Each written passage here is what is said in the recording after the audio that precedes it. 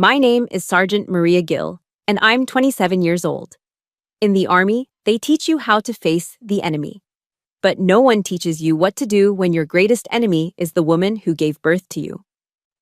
I was standing under the relentless Detroit rain at my own father's funeral, posture perfect, a soldier at attention. I was surrounded by hollow condolences, but the most important place beside me was empty. My mother, Tilda, didn't show up. Instead, she'd sent a cold text. Stuck on a business trip in Miami with a partner. You handle the burial. Later, I saw her on social media, hand in hand with that partner, raising champagne glasses on a beach. The caption, "New Horizons Ahead," felt like a bullet straight through my already bleeding heart. She was celebrating on my father's grave, thinking she had won. But she didn't know that in the darkness of Detroit, the dead can send text messages. Let me know where you're watching from in the comments. Hit that like button and subscribe if you believe the highest duty is sometimes the war fought against your own blood. The service was held at Woodlawn Cemetery, a historic landmark where the titans of Detroit's auto industry were laid to rest. The air was thick with the smell of wet earth and history, the gray drizzling sky weeping over ornate mausoleums and weathered headstones. I stood ramrod straight, my Army service uniform, sharp and immaculate, refusing the offer of an umbrella. I let the cold November rain soak the shoulders of my dress blues, letting the chill seep into my bones. It felt appropriate. It was a physical manifestation of the cold that had settled deep inside me. My posture was a stark, painful contrast, the unwavering discipline of a soldier against the complete chaos of my family.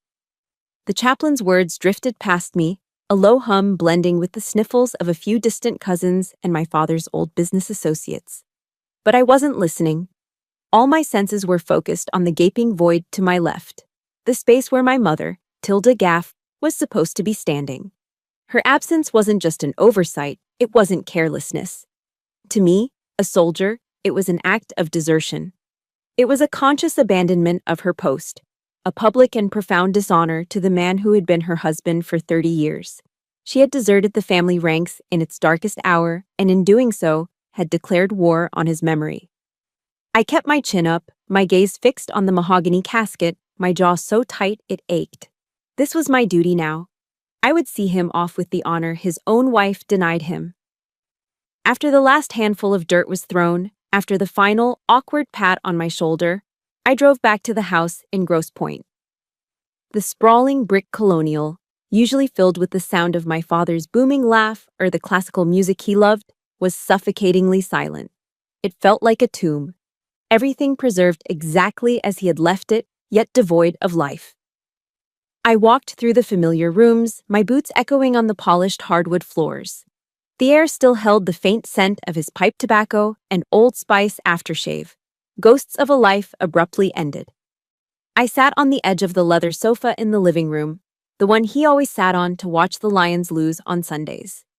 The silence was a crushing weight. I pulled out my phone, my thumb hovering over the Instagram app.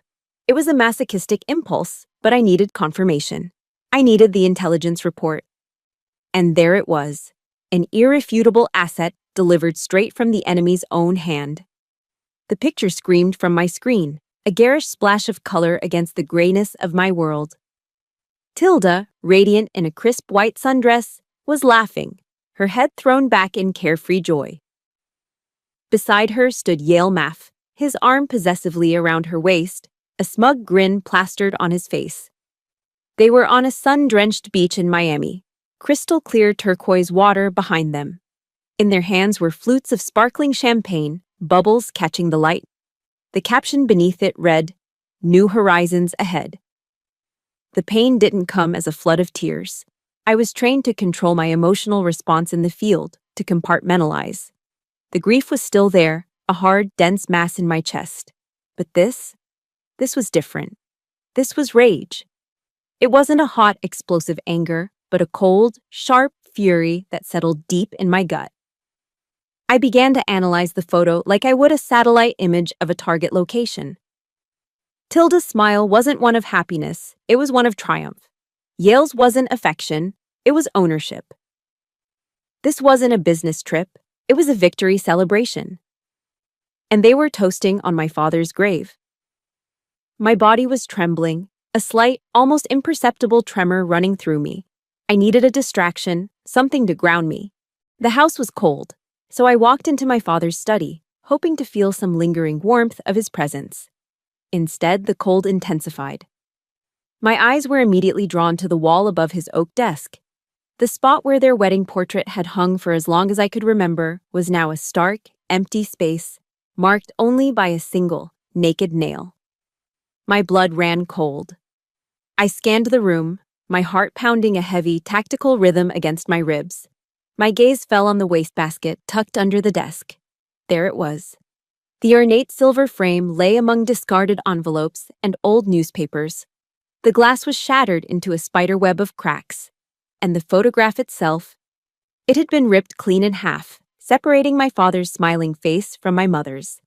Tilda hadn't even waited for the dirt to settle on his coffin to begin erasing him from her life. This was worse than her absence, worse than the celebratory photo. This was an act of annihilation, a calculated effort to wipe his very existence from history. The rage inside me solidified. The carefully constructed discipline I relied on began to crack. I felt like I was navigating a minefield where every cherished memory was now rigged to explode into another lie, another betrayal. How long had this been going on? How much of my family's life had been a carefully constructed facade? I sank into his desk chair, the leather creaking under my weight, and stared into the darkness of the room, feeling utterly alone on enemy soil. Hours passed. The house remained dark, silent. It was well past midnight when my phone, resting on the desk, vibrated with a sharp buzz. The screen lit up the room. It was a text message from a number I hadn't seen in years, a number I thought had been disconnected forever. My father's old cell. My soldier's instincts took over instantly. My first reaction wasn't hope, it wasn't fear, it was pure, unadulterated suspicion. This is a trap. The thought was immediate and clear. A psychological tactic. The enemy was trying to manipulate me, to throw me off balance, but the message was too direct, too absurd to be a simple trick. 2 short sentences that defied all logic. Dad is alive, get to the cemetery now. I read it again, and again. It was a direct order, an impossible command. My training warred with the desperate, childish hope of a daughter who had just buried her father. Could it be real? Or was this Tilda's next move, a cruel game to break me completely? But hesitation is a luxury a soldier can't afford. Doubt gets you killed. I stood up, the chair scraping against the floor. There was no more time for grief or anger. I was no longer a mourning daughter. I was a soldier who had just received a command. I moved with purpose through the dark house. I went to my go bag, retrieved my Sig Sauer P320, and did a quick, practiced safety check. The cool, heavy weight of the steel in my hand was strangely comforting.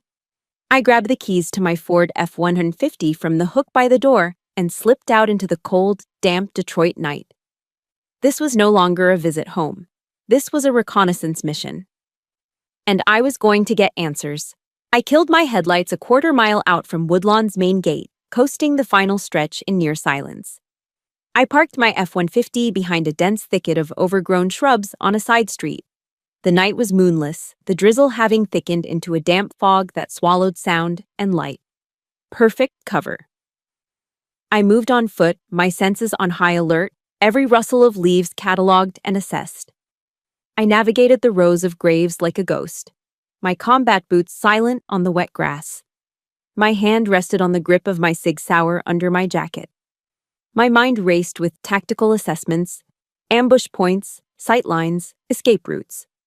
I found the designated meeting spot, a massive, ornate mausoleum. I took up a defensive position behind a thick stone angel, its wings providing cover, and I waited. Minutes stretched. Then, a shadow detached itself from the deeper darkness. It was a familiar silhouette, but I held my ground. The figure was taller than me, slightly stooped, moving with hesitation. As he stepped into a patch of faint, ambient light, I saw his face. It was my father, Upton Gaff. Thinner, grayer, but him. Still, I didn't move. I kept my distance, needing to verify. "What's the password?" I asked, my voice a low, steady whisper. It was an old joke between us, from a simpler time. The figure flinched, then sagged with relief. His voice, when it came, was hoarse and trembling. "Maria. Honey, you still owe me dinner at Slow's BBQ." That was it. The dam of my military discipline broke. In that instant, I was just a daughter. I closed the distance and threw my arms around him. He felt fragile, all sharp angles and trembling shoulders. He buried his face in my hair, a suppressed sob shuddering through his body. That hug was everything, a reunion, a confirmation of life, and an unspoken declaration that our war had just begun. He pulled away, wiping his eyes. "We have to go. My car's hidden a few blocks over. It's not safe here." His car was a beat-up, 20-year-old Buick sedan. Anonymous. Perfect. The moment the doors were locked and we were moving, he started his emergency intel briefing. "It's been going on for months, Maria," he began, his knuckles white on the steering wheel. "Tilda and Yale, they've been orchestrating a campaign to break me." He told me about the constant pressure, the subtle gaslighting, the lost documents, and the mounting financial strain. Then it escalated. Forged emails, fake contracts with Yale's shell corporations, all designed to bleed his interior design company dry and make him seem incompetent. The cold fury I'd felt earlier began to burn. I listened in silence as he detailed their final, brutal act. The stress, it finally got to me. I had a minor heart attack 2 weeks ago, landed me in the hospital. He took a shaky breath. Tilda showed up at my bedside. I thought she was worried. He laughed, a bitter, broken sound. She wasn't carrying flowers. She was carrying a stack of legal documents an inch thick. Powers of attorney, transfer of ownership deeds. She shoved a pen in my hand and just looked at me. No emotion. She said, "Sign it, Upton. You're dying anyway. At least do something useful." I closed my eyes, the image searing itself into my brain.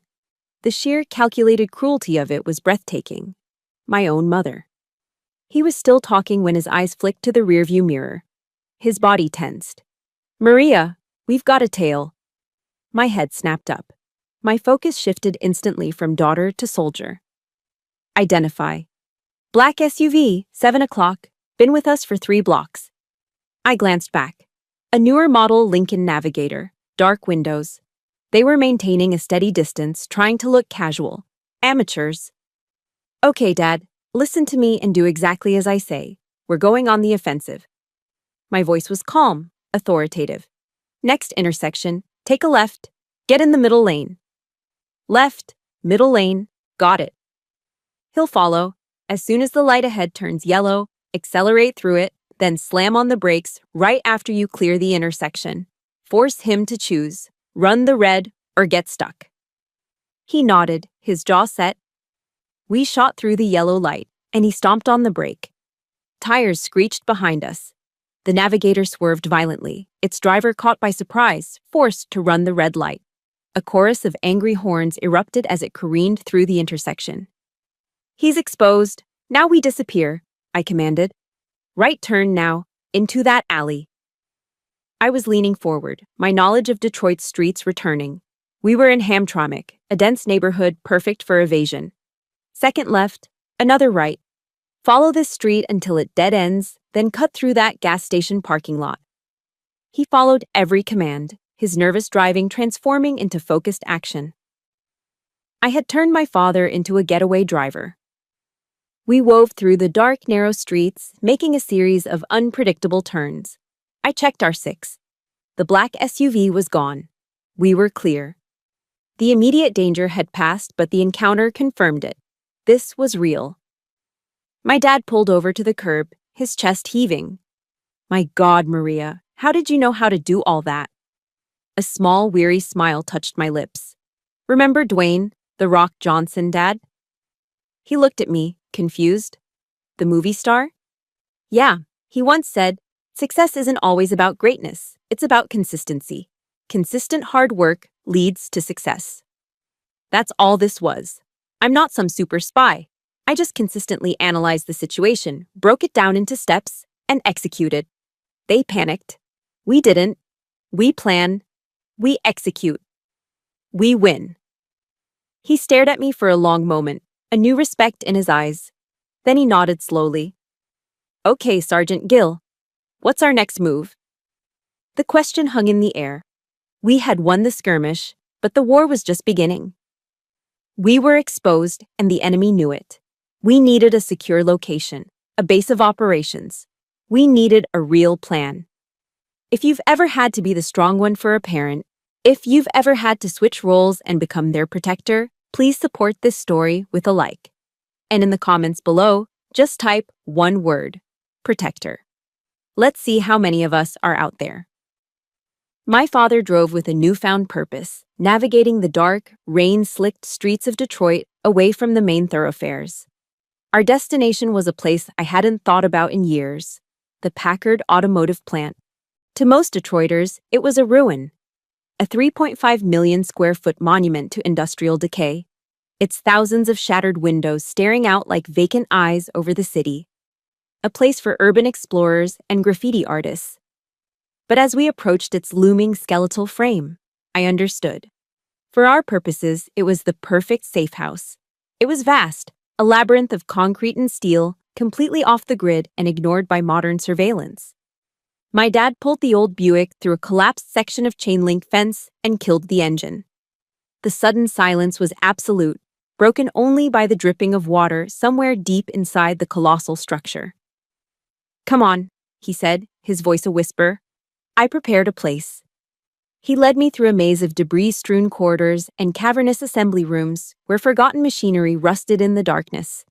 He stopped at a heavy steel door in what looked like an old foreman's office, a door he had clearly reinforced himself with a new deadbolt. He unlocked it, and we stepped inside.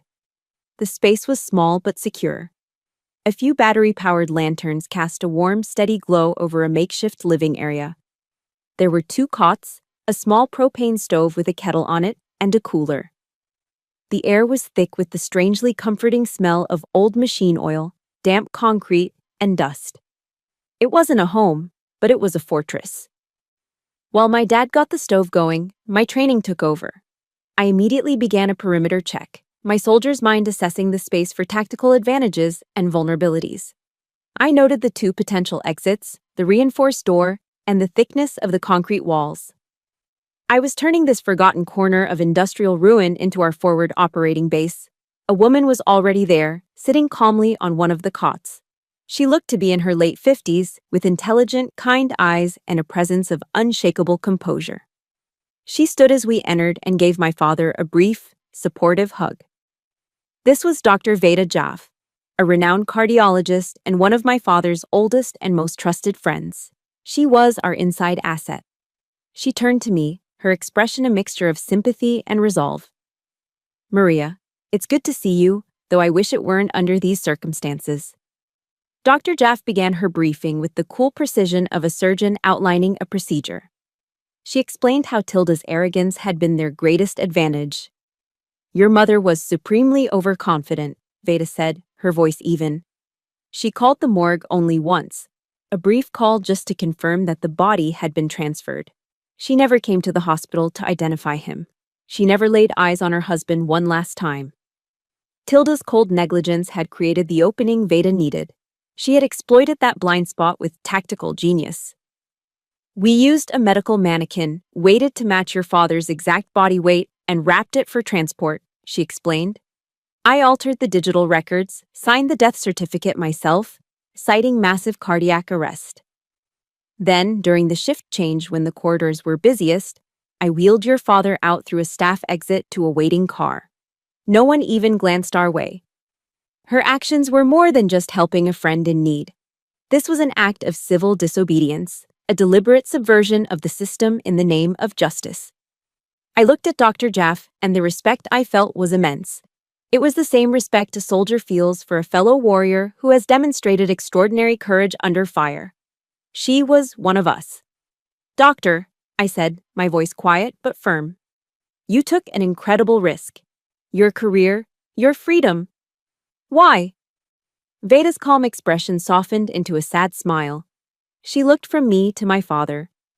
30 years ago, my family came to this country from India with nothing but the clothes on our backs and a few dollars in my father's pocket. No one would hire him. He was educated, a master craftsman, but his accent was thick and his skin was brown. She paused, her gaze distant with memory. Your father, Upton, was the only one. He gave my dad a job in his woodworking shop. He didn't just give him a paycheck, Maria. He gave him his dignity. Tilda, on the other hand, she always looked at us with disdain, like we were something she had to tolerate. She never saw us as people. She looked directly at me then, her dark eyes shining with conviction. So, you see, this wasn't a choice for me. This was paying a debt of honor. My father taught me that family isn't who you celebrate with, it's who you fight with. Your father fought for my family's dignity then. I am fighting for his life now. Her words hit me with the force of a physical blow.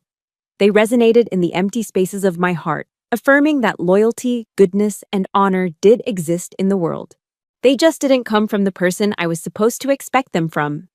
This woman, bound by a debt of honor from a generation ago, was more family to my father than the wife who had shared his bed for 3 decades.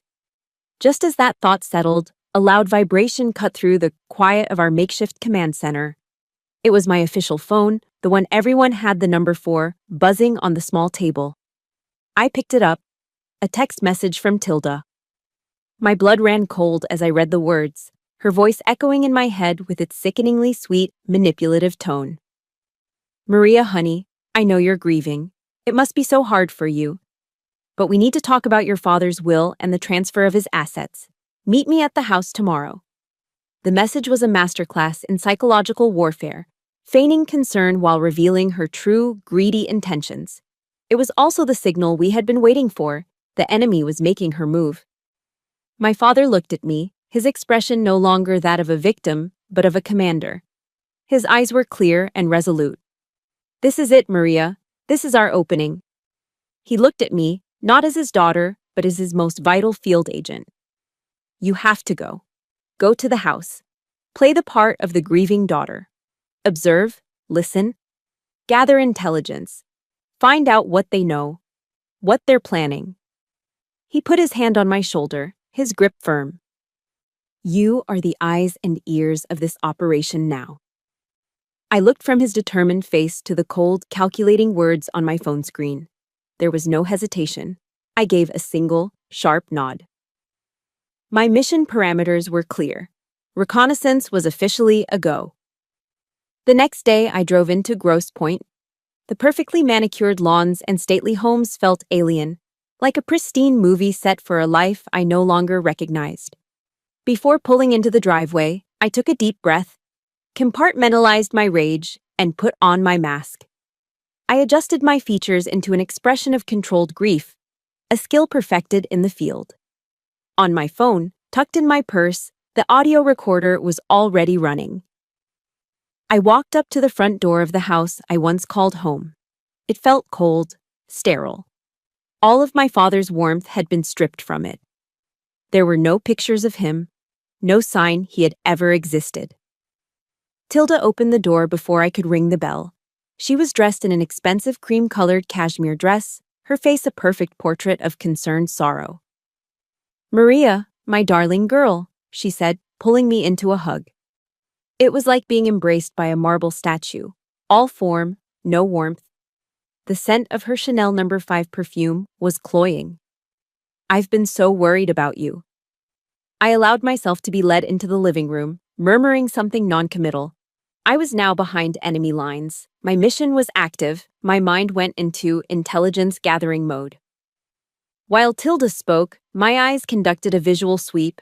I noted the small security cameras tucked into the corners of the ceiling. One in the foyer, one here. I logged the potential exits, front door, back patio, windows. Yale was there too, sitting in my father's favorite armchair like he owned it, giving me a slick, sympathetic smile that didn't reach his eyes. Tilda launched into a monologue about how difficult this all was, but how we needed to be practical for the future of the company. As she spoke, I noticed a subtle tick. Her eyes would dart for a fraction of a second toward my father's study, specifically toward a large landscape painting on the far wall. It was a fleeting, almost imperceptible glance, but to a trained observer, it was a signal flare. She was guarding something in that direction. I filed it away. "We found these papers your father signed a few weeks ago," Tilda said, gesturing to a sleek leather portfolio. Yale opened it and pushed it toward me. "It simplifies everything. It transfers his controlling shares to me. It's what he wanted." I picked up the papers, my movements deliberately slow. I scanned the dense legal text, then executed my first planned probe. I stopped at the final page. "Dad's signature," I began, my voice quiet, laced with feigned confusion. "It looks strange." It was a calculated risk. The effect was immediate. Tilda's perfectly composed face tightened for a split second. "Oh, honey," she said, her voice dropping an octave. "Your father was very weak when he signed it. His hands were shaking." Yale leaned forward, placing a hand on the documents. "It's all legally sound, Maria. You don't need to worry about the details." Their defensive reaction was confirmation. The documents were forgeries. I had my first piece of concrete evidence. I needed to see that study. Could I use the restroom?" I asked, my voice small. "Of course, darling," Tilda said, waving a dismissive hand. I stood and walked toward the hallway, my path taking me directly past the open doors of my father's study. The room was just as I'd found it, the empty space on the wall, the scent of his pipe tobacco, now tainted by Yale's cologne. The painting Tilda kept glancing at was a serene Michigan landscape of pictured rocks. It was beautiful, but my focus wasn't on the art. An old quote from General George S. Patton echoed in my head. "If everyone is thinking alike, then somebody isn't thinking." Anyone else would look at the painting. I looked at what was behind it. My eyes traced the edges of the heavy frame, and there it was. A faint, almost invisible seam in the wallpaper, a perfect rectangle just slightly larger than the painting. A wall? Safe. My heart gave a single, hard thump. That was it. The enemy's arsenal. The real documents, the hard drives, the evidence they wouldn't dare keep on a cloud server, would be in there. The primary objective of my next mission had just been identified. I continued to the restroom, splashed cold water on my face, and composed myself. When I returned, I was the perfect image of a daughter overwhelmed. I told them I needed time to think. Tilda and Yale exchanged a look of smug satisfaction. They thought I was broken, pliable. I left the mansion and drove straight downtown, the audio file already saved and encrypted. My destination was American Coney Island.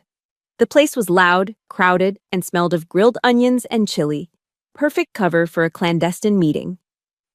My cousin Walt, our tech support, was already there, hunched over a booth halfway through a Coney dog. Walt was a genius, a white hat hacker who ran a successful cybersecurity firm. He was also the only family member, besides my father, that I trusted. I slid into the booth opposite him. I didn't waste time with pleasantries. I placed my phone on the sticky tabletop and slid it across. "Here's the audio from the meeting," I said, my voice low. "They're using forged documents." I grabbed a napkin and a pen. "But more importantly, here's a rough schematic of my dad's study." I quickly sketched the room, marking the desk, windows, and the wall with the painting. I drew an X behind it. "There's a wall safe here. I need to get inside. They're guarding the hard evidence in there. I know it." Walt took a final bite, wiped his mouth, and looked at my crude drawing. He didn't question me. He just nodded. "Security system?" "Standard residential. Cameras in the foyer and living room. Motion sensors on the ground floor." "Easy," he said, a confident glint in his eye. "I can loop the camera feeds and bypass the sensors from my van. Getting you in is no problem." I looked him straight in the eye. "I need everything in that safe, Walt. We have one shot at this." He crumpled up the napkin. "Then let's not waste it." He leaned in, his voice dropping even lower. "They're probably heading out for a celebratory dinner tonight. That's our window." Our operational briefing was short, efficient, conducted over a Detroit classic. The plan was set, the target was identified. I looked at my cousin, our silent pact sealed. Tonight, we were going back in. At 11 p.m., Tilda and Yale's Mercedes pulled out of the driveway. Walt, parked 3 blocks away in his unassuming work van, confirmed it via a traffic cam feed. They're gone, heading downtown. You are green to go. My infiltration began. Dressed in black tactical pants and a dark hoodie, I moved through the shadows of the Grosse Pointe neighborhood like a wraith. The manicured lawns and sculpted hedges provided ample cover. I approached the house from the rear, staying low, my eyes scanning for any unexpected variables. Walt's voice crackled softly in my earpiece, a calm presence in the tense silence. Perimeter alarm system is on a loop. You're invisible to it. The camera on the back patio has a 4-second blind spot every 60 seconds. On my mark.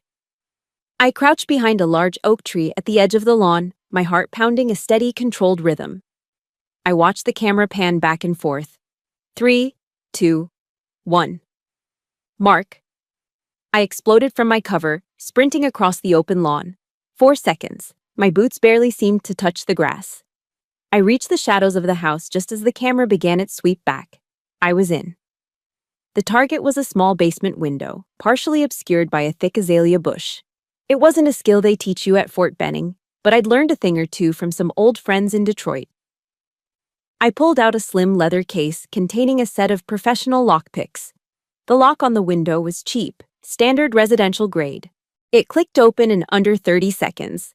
I slid the window up, slipped through the opening headfirst, and landed in a silent crouch on the cold concrete floor of the basement. The air was stale, filled with the scent of dust and my mother's expensive perfume, which had somehow permeated every corner of the house. It made my stomach churn. I was now inside the wire. I moved up the stairs and through the silent house, my steps light and practiced. I navigated the familiar layout, now an enemy stronghold, and entered my father's study. The room was dark, the only light a faint glow from the city outside. I went straight to the painting of pictured rocks and carefully lifted it off its hook, setting it silently on the floor. The faint outline of the wall safe was exactly where I'd seen it. "Okay, Walt, I'm at the objective," I whispered into the small mic on my collar. "Copy that," he replied. "It's a digital keypad, 6 digits. Start with the obvious: anniversaries, birthdays." I keyed in Tilda's birthday. Error. Yale's birthday. Error. Their wedding anniversary. Error. I felt a spike of frustration. This was wasting time. I closed my eyes, forcing myself to think. Think like Dad. Tilda and Yale were arrogant, self-absorbed. My father, Upton, was sentimental. He remembered the small things, the moments that mattered to him. Tilda wouldn't have set the code. Yale was too flashy for something subtle.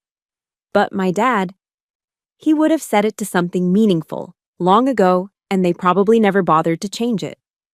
An idea sparked in my mind, a long shot. "Walt," I whispered. "What's my birthday? Month, day, year?" He read back the 6 digits. My fingers flew over the keypad, punching in the numbers. There was a soft click, and the heavy steel door of the safe swung open. For a moment, I just stared, a lump forming in my throat. The irony was suffocating. In all their meticulous, cruel planning, in their utter self-obsession, they had overlooked the one thing my father cherished. They had forgotten about me. And that arrogance was about to be their undoing. I shook it off. No time for emotion. Inside the safe was a treasure trove, stacks of documents, financial statements, and a single, black flash drive. That was the prize. I grabbed everything, but the flash drive was my priority. I pulled a small portable data cloner from my pocket and plugged the drive in.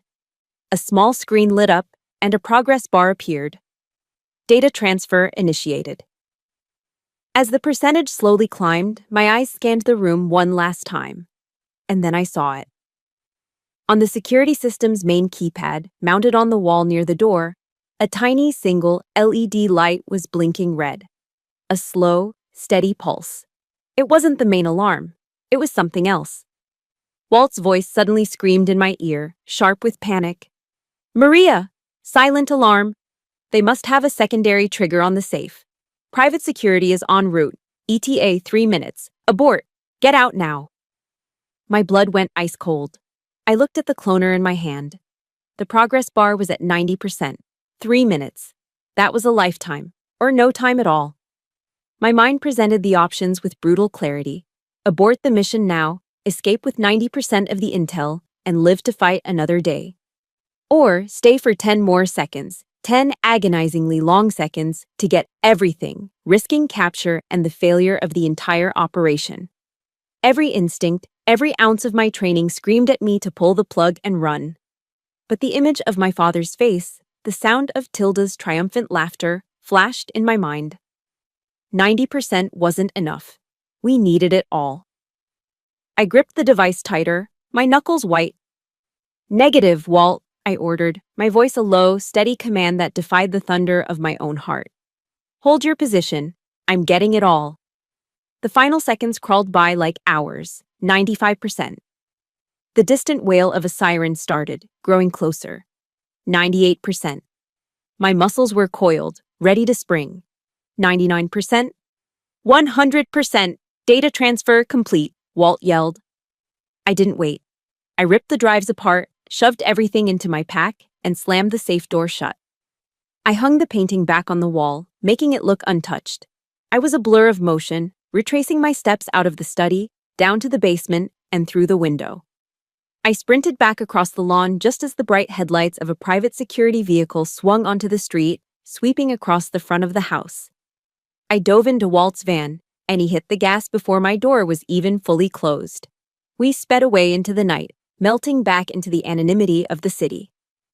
We had made it by seconds. We were on the I-94 freeway, putting miles between us and Grosse Pointe, when my phone rang.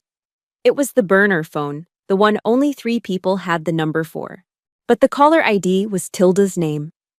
My heart hammered against my ribs. I answered, putting it on speaker. Before I could say a word, her voice, stripped of all its fake sweetness, hissed through the phone. It was a sound of pure, venomous rage. "What did you do?" she shrieked. "What did you take from my house? I'm going to kill you, you little bitch. I swear to God, I will kill you." The line went dead. Walt and I looked at each other in the dim light of the van. The threat was terrifying. But the raw panic in her voice, that was the sweetest confirmation of victory I could have ever imagined. Operation Nightshade was a success. We had breached the enemy's fortress and stolen their ammunition, and now they knew it. The aftermath of the break-in was a relentless psychological assault. Tilda didn't call the police. She knew that would expose her own crimes. Instead, she chose a more personal form of terror. My phone became a weapon used against me, a constant barrage of calls from blocked numbers and a flood of text messages, each one more venomous than the last. They were filled with threats, accusations, and twisted pleas. For 2 days, I ignored them, focusing on the data Walt was decrypting. But the endless buzzing was like a drill boring into my skull. I realized she wouldn't stop. She was trying to wear me down, to break me psychologically. I decided I wouldn't give her that satisfaction. It was time to face her, but on my terms. I sent her a simple text. "Meet me, 1 hour." I chose a neutral location, a busy, sterile coffee shop in Midtown Detroit, a place with bright lights, lots of windows, and plenty of witnesses, a place where her brand of violence, the kind that thrived in shadows and whispers, would be out of place. She arrived exactly on time, a storm cloud in a designer coat. The mask of the grieving widow was gone, replaced by a face contorted with raw, undisguised fury. She didn't even bother with a greeting. She slid into the chair opposite me, her knuckles white as she gripped her purse. "What did you take?" she hissed, her voice a low, dangerous growl. The question was a demand, an accusation. "Give it back, Maria. You have no idea what you're doing. You're destroying everything. You're destroying your brother's future. You're destroying my future." I just looked at her, my face a blank canvas. I didn't say a word. I let her poison fill the air between us. She didn't ask how I was coping. She didn't mention the father she had pretended to mourn. Her entire world had been reduced to a single, frantic concern. Her money, her plan. My silence seemed to infuriate her more than any argument could. Her face flushed a dark, ugly red. "Say something, damn it," she snapped, leaning across the small table. When I still didn't respond, something inside her broke.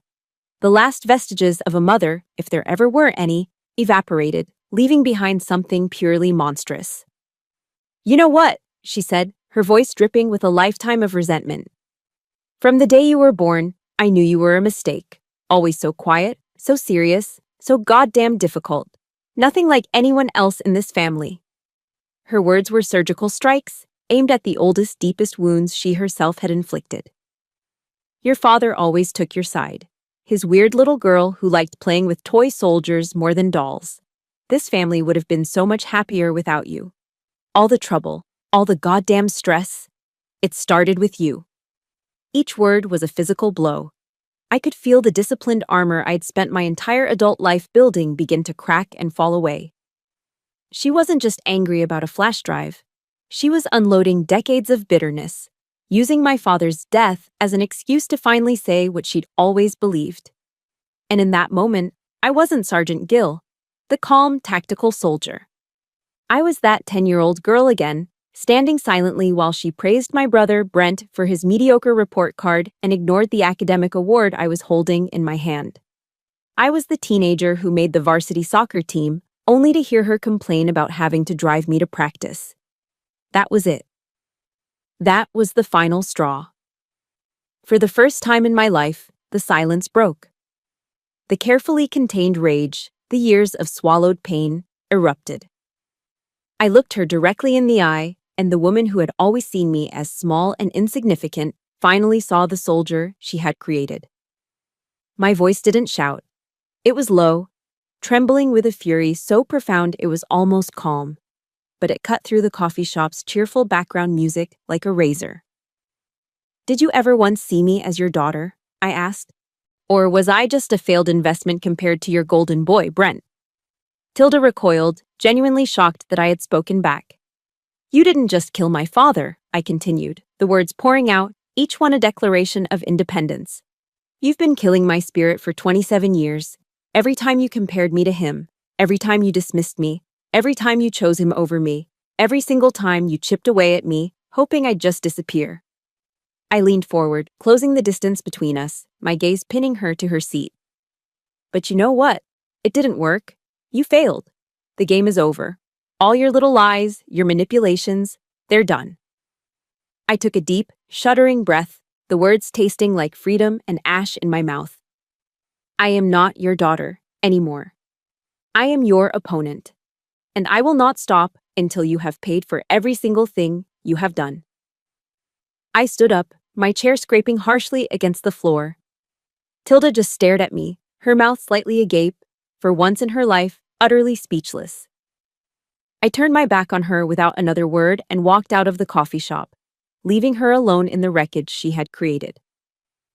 I stepped out into the biting Detroit air and took the deepest breath of my life. It didn't feel like relief. It felt like a painful amputation. I had just severed the final toxic cord that bound me to her. It hurt, but it was a clean cut. For the first time, I was truly free. I got in my car and my hands were shaking, not from fear, but from the sheer force of the emotional release. I picked up the burner phone and dialed my father's number. He answered on the first ring. "Dad," I said, my voice hoarse. I confronted her. "It's done." There was a pause on the other end. "What's the next phase of the plan? I'm ready. Let's end this." This wasn't just an argument. This wasn't a family squabble. It was a sworn oath. The mission was no longer just about justice for my father. It had become a battle for my own soul. And it was a battle I intended to win. If you've ever had to be the one to finally say, "Enough is enough," and draw that painful line in the sand, please hit the like button for every single person who has found that strength. And in the comments, just write "no more." 2 simple words for a lifetime of meaning. Back in the cold, concrete sanctuary of the Packard plant, the air was thick with tension. The emotional storm from my confrontation with Tilda had passed, leaving behind a cold, hard resolve. There was no more room for grief or personal pain.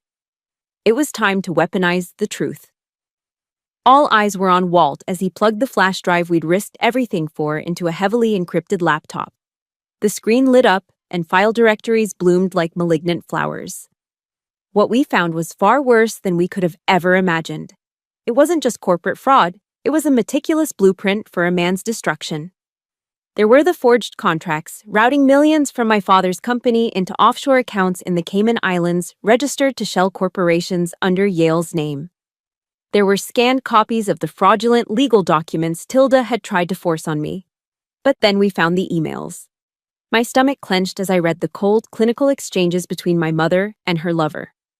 They discussed my father's heart condition in chilling detail.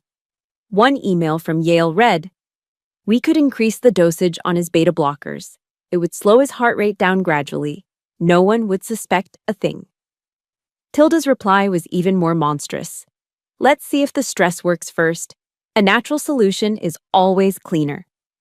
They were actively plotting to murder him, not in a fit of passion, but with the detached calculation of a business transaction. The final exhibit was an audio file. Walt clicked play, and Yale's smug voice filled our small command center. He was laughing, a cruel, self-satisfied sound. "Don't worry so much, Tilda," he chuckled. "The old man won't last the winter. One way or another, he'll be out of our hair by Christmas." The recording ended, plunging the room into a heavy silence. I looked at my father.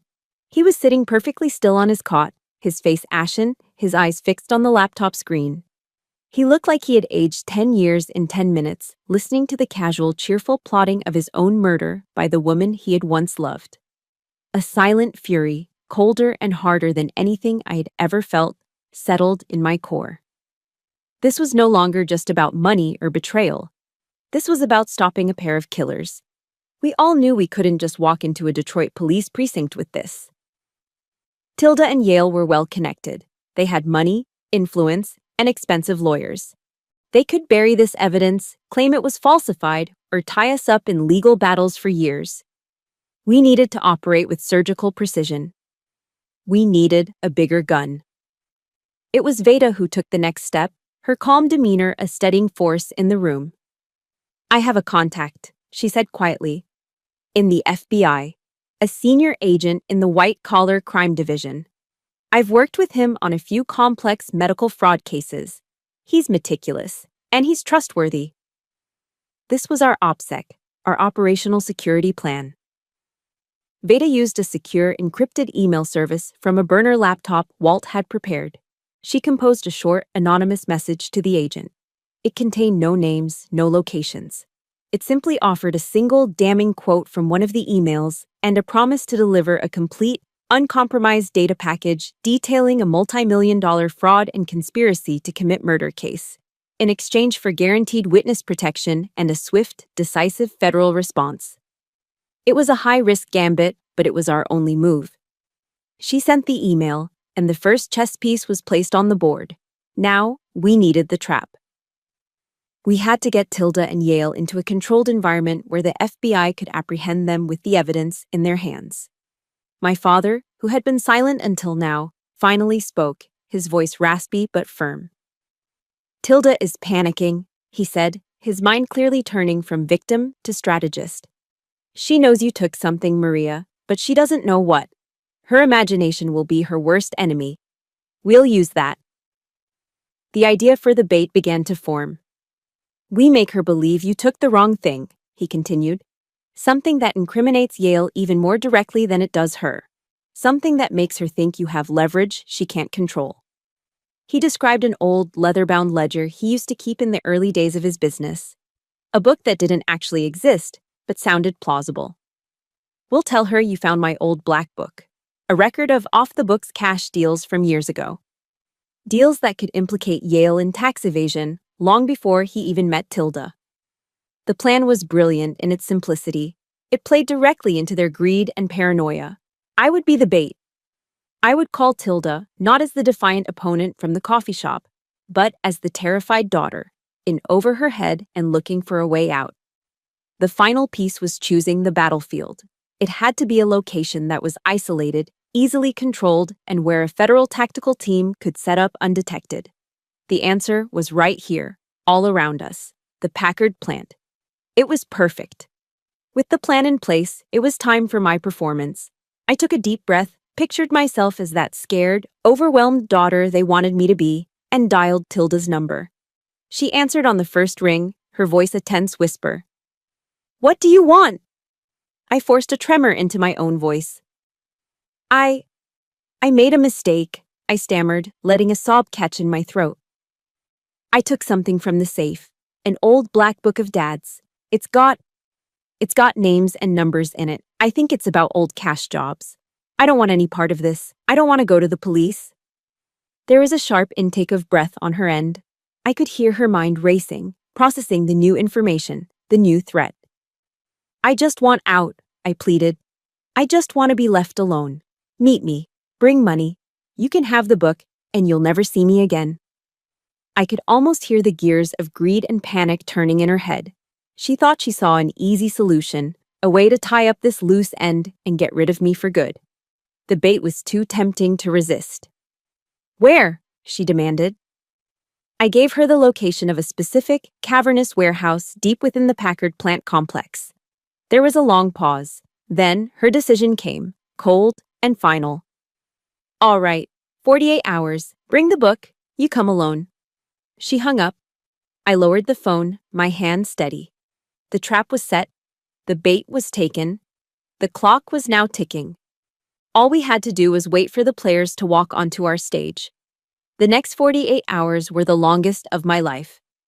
We stayed hidden in our concrete fortress, coordinating with the FBI through Veda's secure channel.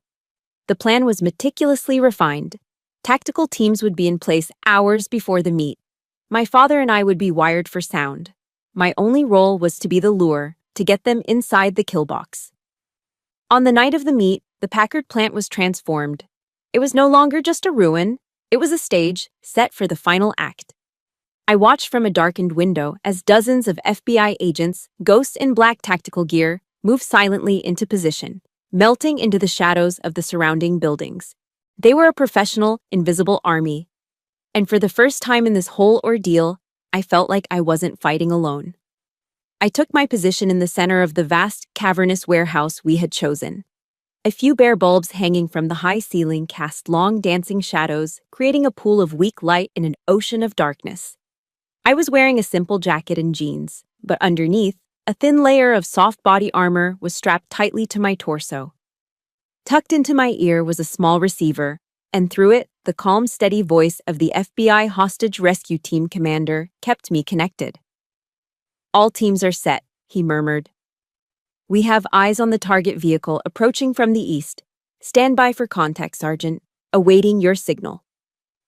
My heart was hammering against my ribs, a frantic drumbeat in the cathedral-like silence. But my hands were rock steady. My breathing was even.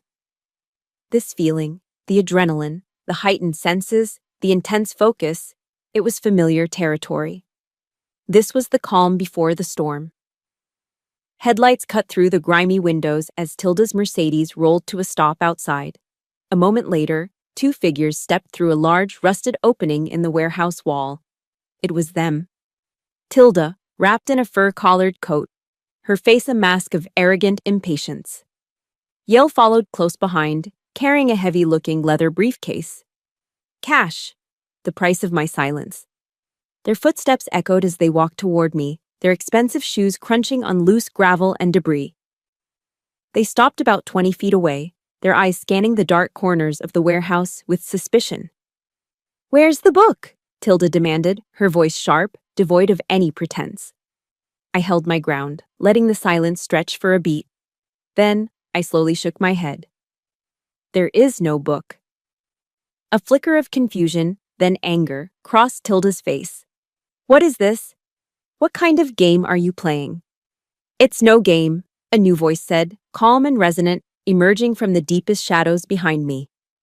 Out of the darkness, a figure walked into the light. My father, Upton Gaff. The transformation on Tilda's face was instantaneous and absolute. Her arrogant smirk dissolved, replaced by a rictus of pure, uncomprehending horror. Her skin went pale, her eyes wide with terror, as if she were staring at a ghost risen from the grave. She physically recoiled, stumbling back a step, a strangled gasp catching in her throat. "No," she stammered, her voice a shredded whisper. "No, it can't be. You're dead." Yale was frozen solid, his jaw slack. The heavy briefcase slipped from his numb fingers and hit the concrete floor with a dead, hollow thud that echoed through the vast space. My father continued to walk slowly toward them, his presence commanding the room. He looked at the woman who had tried to murder him, and his voice was terrifyingly calm. "Hello, darling." She just kept shaking her head, her mind refusing to process what her eyes were seeing. "You're dead," she repeated, the words nonsensical, desperate. "The truth never dies, Tilda," my father said, his voice as cold and hard as the concrete beneath their feet. "Neither does your greed." That was my cue. I raised my hand to my collar, pressing the concealed microphone, and spoke the two words the entire federal task force was waiting for. My voice was clear and steady. "Target confirmed. Execute."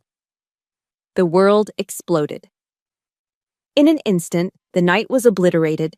Massive, blindingly bright floodlights from every conceivable angle erupted, bathing the entire warehouse in harsh, inescapable white light.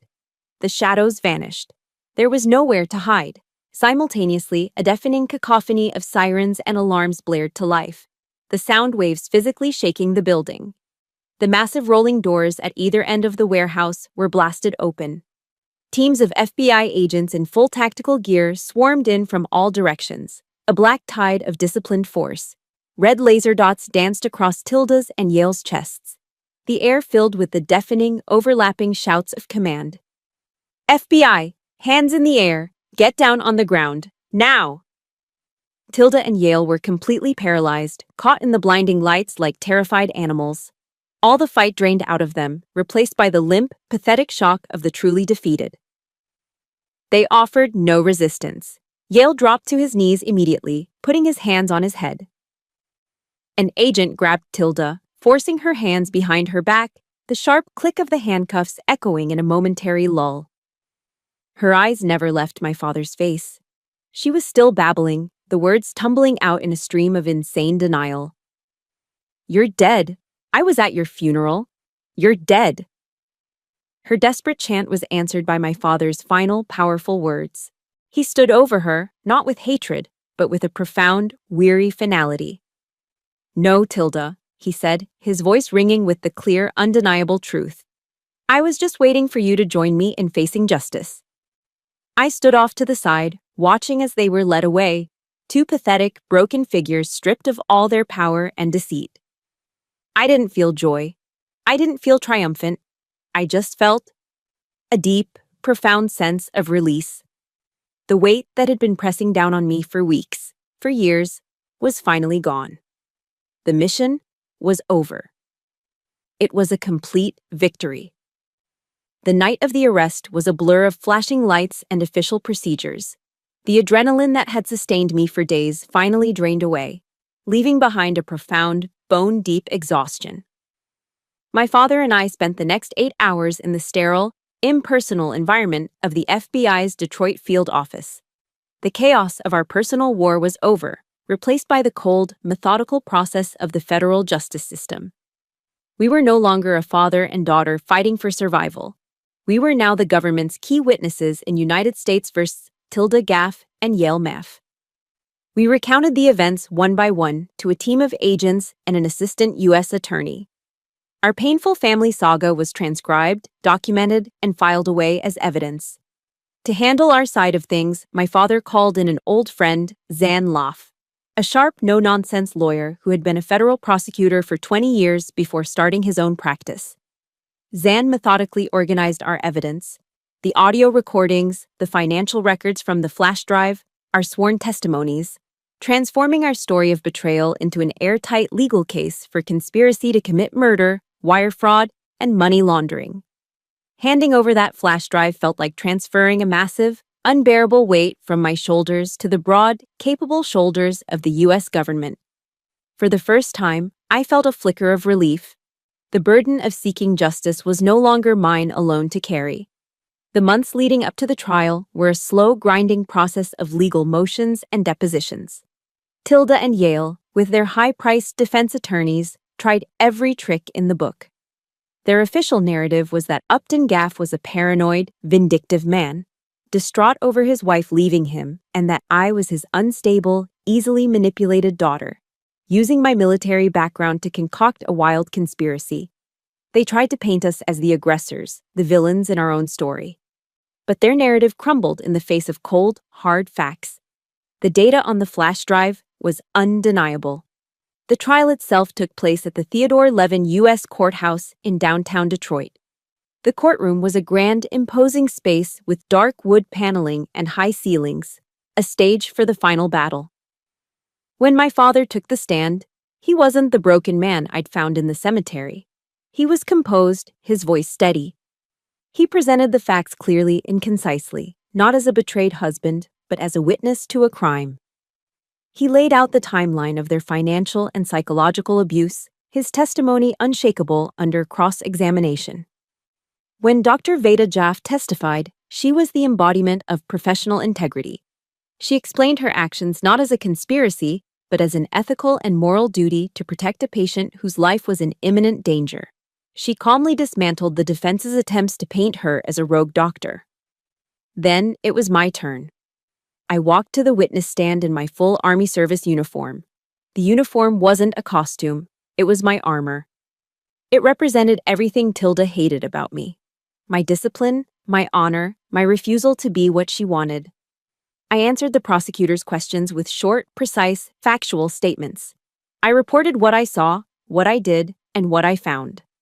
I did not offer opinions. I did not speculate. I did not let a single flicker of personal emotion show on my face. I was a soldier, delivering my report. The week before the final verdict, a letter arrived at my father's temporary apartment. It had a prison postmark. It was from Tilda. My first instinct was to burn it unopened, but a part of me needed to know what her final move would be. It wasn't an apology. It wasn't an admission of guilt. It was one last, desperate attempt at manipulation. "Maria," it began, the handwriting surprisingly neat.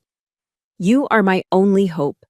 I know you're angry, but you must tell the judge this has all been a terrible misunderstanding, a family tragedy.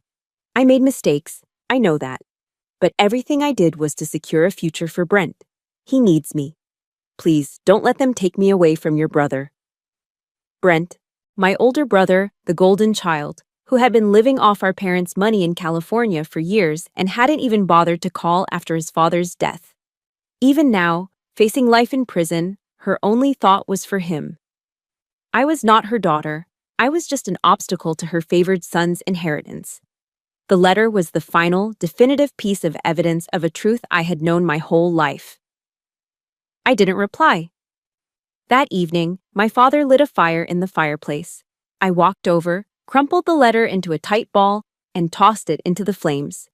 We watched it turn black, curl into ash, and disappear forever. That was my final answer. The jury took less than 4 hours. The foreperson stood, cleared their throat, and read the verdict for the first count: conspiracy to commit murder. On the charge against defendant Tilda Gaff, we, the jury, find the defendant guilty. A quiet gasp went through the courtroom. They read on through every single charge for both Tilda and Yale. Guilty, guilty, guilty.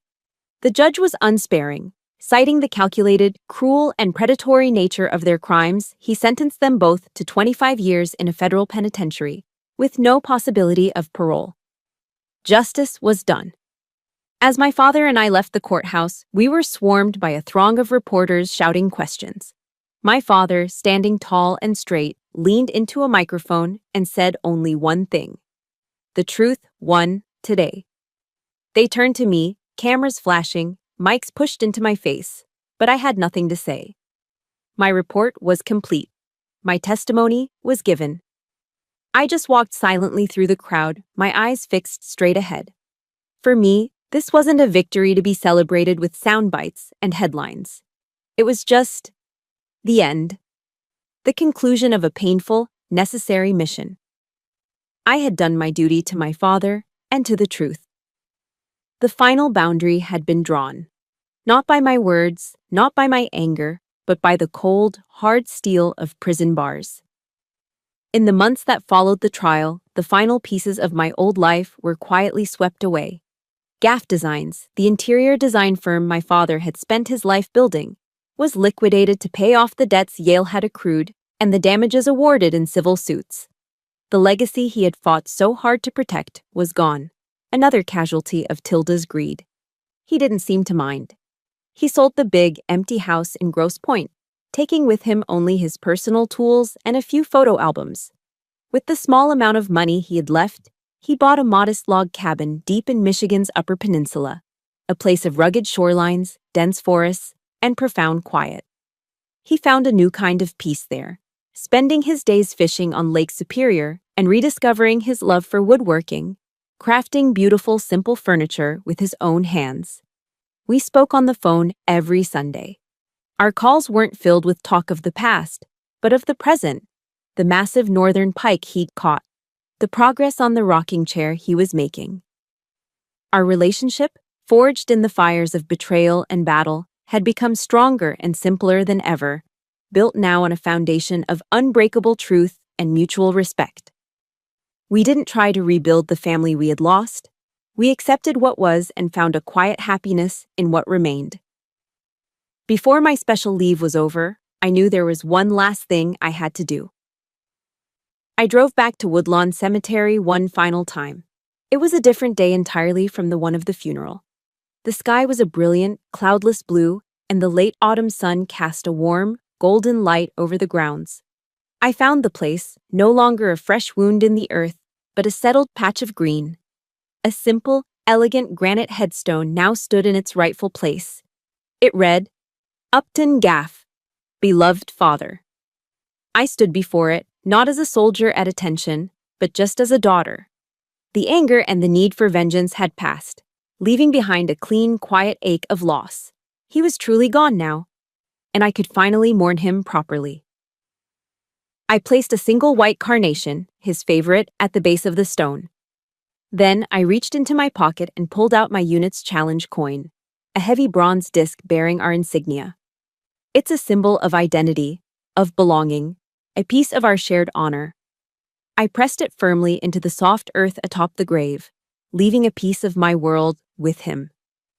Mission complete, Dad, I whispered to the quiet air. You can stand down now. Rest easy. It wasn't a tearful goodbye. It was a final report, a tribute from one soldier to another. I had fought for his honor, and we had won. I stood there for a long time, feeling the warmth of the sun on my face, before turning and walking away without looking back. Returning to my base felt less like a return and more like a homecoming. As I walked into the barracks, the familiar sounds and smells of military life washed over me. The scent of cleaning solvent, the murmur of the televisions in the common room, the shouts of my platoon mates.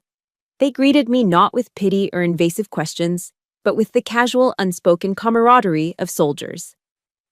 A solid clap on the shoulder from my platoon sergeant, a rough headlock from my squad's heavy gunner, followed by a loud, "Look what the cat dragged in."